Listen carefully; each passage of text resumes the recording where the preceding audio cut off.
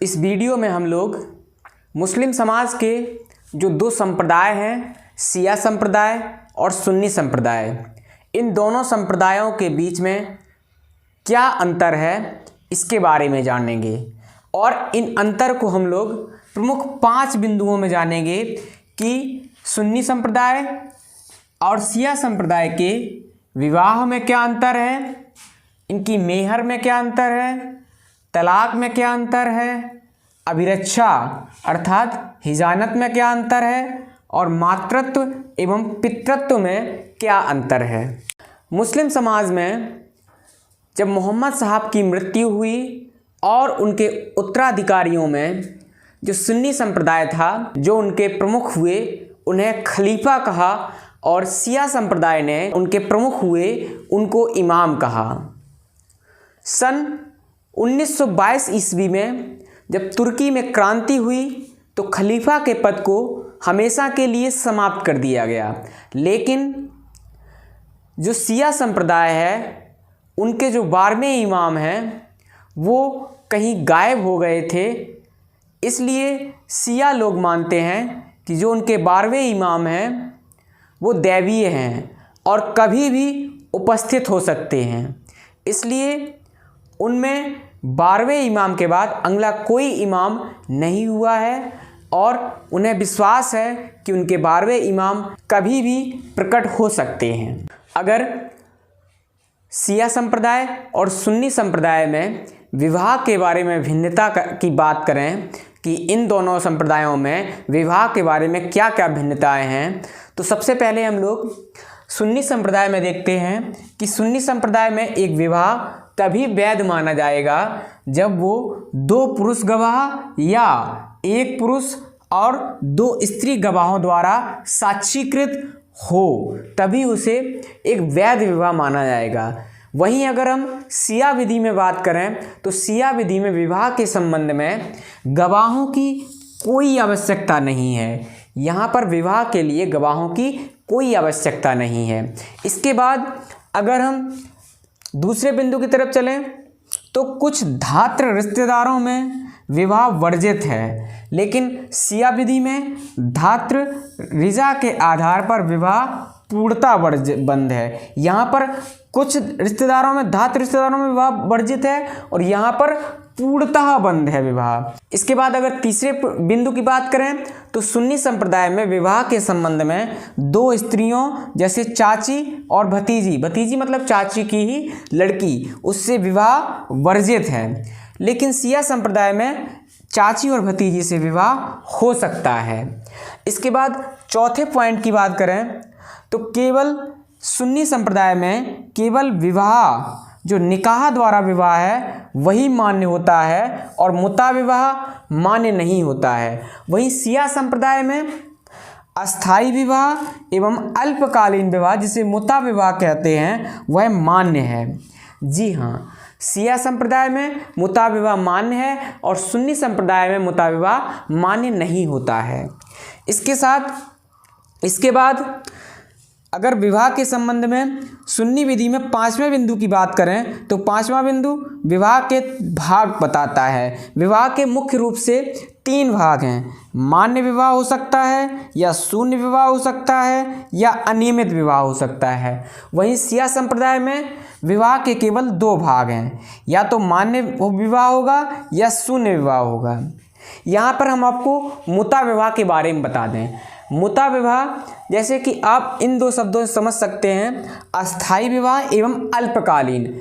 ऐसे विवाह जो कुछ समय के लिए किए जाते हैं या अस्थाई रूप से किए जाते हैं उन्हें मुता विवाह कहते हैं, और कुछ दिनों के बाद जिससे शादी होती है उसे छोड़ दिया जाता है। इस प्रकार के विवाह को मुता विवाह कहते हैं और शिया विधि में इस प्रकार के विवाह मान्य है, वहीं सुन्नी विधि में इस प्रकार के विवाह मान्य नहीं हैं। इसके बाद हम लोगों को शिया संप्रदाय और सुन्नी संप्रदाय में मेहर के संबंध में अंतर जानेंगे। सुन्नी संप्रदाय में मेहर की न्यूनतम राशि 10 दरहम और अधिकतम राशि की कोई सीमा नहीं है।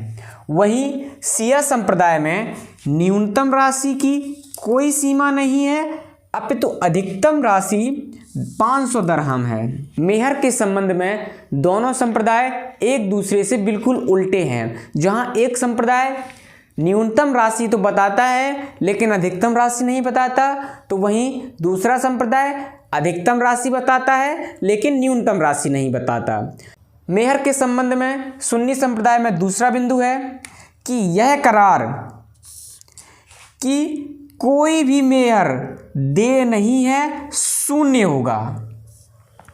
जी हाँ, अगर मेहर के संबंध में सुन्नी संप्रदाय में यह करार किया जाता है कि कोई भी मेहर नहीं दी जाती है तो यह करार शून्य माना जाएगा। वहीं शिया संप्रदाय में अगर वयस्क एवं स्वस्थ चित्त पति पत्नी द्वारा कोई करार किया गया है कि कोई मेहर नहीं दी जाएगी विवाह के उपरांत या विवाह के समय, तो वहाँ पर मेहर न देने वाला करार मान्य होगा। तीसरा बिंदु आता है कि मेहर की विषय वस्तु अस्तित्व में होनी चाहिए। सुन्नी संप्रदाय कहता है कि जो मेहर दिया जा रहा है उसकी विषय वस्तु अस्तित्व में होनी चाहिए। वहीं शिया संप्रदाय मेहर की विषय वस्तु ना भी हो तो भविष्यकालीन होने पर मान्य है। सुन्नी संप्रदाय है वो कहता है कि मेहर की विषय वस्तु वर्तमान में होनी चाहिए, तो वहीं शिया संप्रदाय कहता है कि मेहर की विषय वस्तु का वर्तमान में होना कोई आवश्यक नहीं है। अगर वो विषय वस्तु भविष्य में भी दी जा सकती है तो वह मान्य है। इस प्रकार हम लोगों ने देखा कि शिया संप्रदाय और सुन्नी संप्रदाय मेहर के मामले में किस तरह एक दूसरे से अलग हैं। इसके बाद हम लोग शिया संप्रदाय और सुन्नी संप्रदाय को जो तीसरा बिंदु है तलाक के विषय में देखेंगे कि तलाक के विषय में ये दोनों संप्रदाय एक दूसरे से किस प्रकार भिन्न हैं। अगर सुन्नी संप्रदाय की बात करें तो सुन्नी संप्रदाय तलाक को मौखिक या लिखित दोनों में से किसी भी रूप में दी जा सकती है। वहीं शिया संप्रदाय में तलाक की जो घोषणा है वो मौखिक ही हो, अगर बोलने में असमर्थ है तब लिखित में मान्य है। शिया संप्रदाय और सुन्नी संप्रदायों में जो पहला अंतर है तलाक के संबंध में, पहला अंतर यह है कि सुन्नी संप्रदाय में जो तलाक है वो मौखिक या लिखित किसी भी रूप में दी जा सकती है, लेकिन वहीं शिया संप्रदाय में तलाक हमेशा मौखिक होनी चाहिए और लिखित कब मान्य होगी, जब तलाक देने वाला व्यक्ति बोलने में असमर्थ होता है। इसके बाद तलाक के संबंध में दूसरा अंतर है जो सुन्नी संप्रदाय कहता है कि जोर जबरदस्ती या नशे में किया गया तलाक मान्य होता है, और वहीं शिया संप्रदाय कहता है कि इस तरह दिया गया तलाक मान्य नहीं होता है। तीसरा बिंदु कहता है कि तलाक देते समय गवाहों की उपस्थिति आवश्यक नहीं है, यह कहता है सुन्नी विधि। वहीं शिया संप्रदाय कहता है कि तलाक देते समय गवाहों की उपस्थिति अत्यावश्यक है। इसके बाद जो चौथे बिंदु पर हम लोगों को अंतर जानना है वो है अभिरक्षा हिजानत के संबंध में। अभिरक्षा के संबंध में सुन्नी संप्रदाय कहता है कि 7 वर्ष से कम उम्र के लड़के एवं यौवनागमन प्राप्ति से पूर्व लड़की की अभिरक्षा का अधिकार माता को है, और वहीं शिया संप्रदाय कहता है लड़कों को 2 वर्ष एवं लड़कियों को 7 वर्ष की उम्र तक ही माता को अभिरक्षा का अधिकार है। हिजानत के संबंध में दूसरा बिंदु है, दूसरे बिंदु में सुन्नी विधि संप्रदाय कहता है कि माता के अभाव में अभिरक्षा मातृ पक्ष के स्त्री नातेदारों को जाती।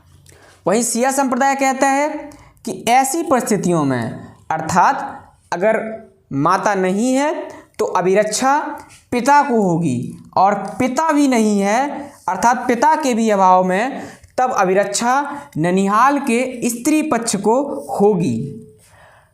इन दोनों में केवल इतना अंतर है कि माता के अभाव में जो बच्चे की अभिरक्षा है वो शिया संप्रदाय में पिता को चली जाती है, लेकिन सुन्नी संप्रदाय में पिता को ना जाकर वो अभिरक्षा सीधी उसके ननिहाल में जो मातृ पक्ष के स्त्री नातेदार हैं उनके पास चली जाती है। वहीं शिया संप्रदाय पहले पिता को जाएगी, परंतु अगर पिता का भी अभाव है तब स्त्री पक्ष के अर्थात उसके ननिहाल के जो मातृ पक्ष के रिश्तेदार हैं, मातृ पक्ष में जैसे नानी हैं, मौसी हैं, इनके यहाँ चली जाएगी। इसके बाद हम लोग शिया संप्रदाय और सुन्नी संप्रदाय में जो पांचवा अंतर है उसके बारे में बात करेंगे।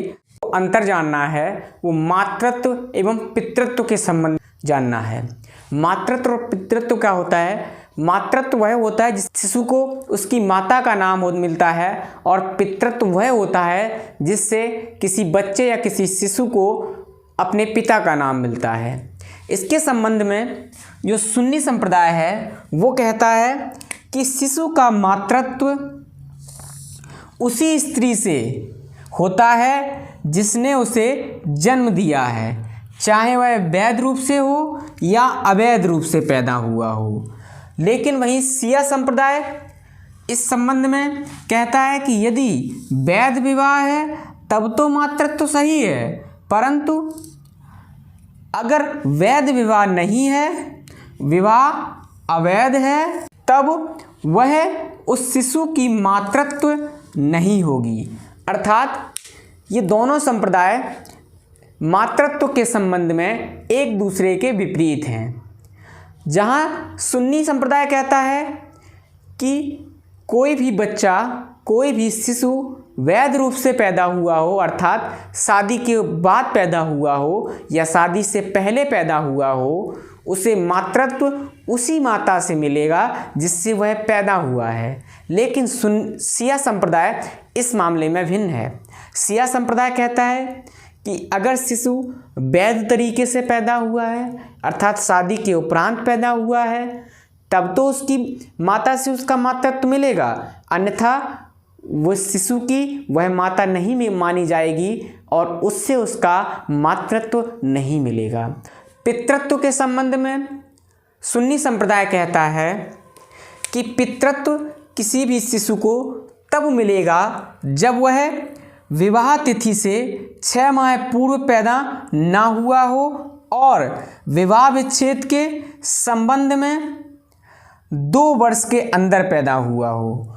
वहीं शिया संप्रदाय कहता है कि पितृत्व तब स्थापित होता है जब विवाह संभोग से 6 माह पूर्व पैदा ना हुआ हो और विवाह विच्छेद की दशा में 10 मास के अंदर पैदा हुआ हो। सुन्नी संप्रदाय कहता है कि किसी भी शिशु को पितृत्व तब मिलेगा जब वह विवाह के 6 माह पूर्व ना पैदा हुआ हो और विवाह विच्छेद के संबंध में 2 वर्ष के अंदर पैदा हो गया हो, तब तो उसे पितृत्व का लाभ मिल जाएगा। तो वहीं शिया संप्रदाय इस मामले में कहता है कि किसी भी शिशु को पितृत्व का लाभ तब मिल सकता है जब वह विवाह संभोग से 6 माह पूर्व पैदा ना हुआ हो और विवाह विच्छेद के संबंध में 10 माह के अंदर पैदा हुआ हो।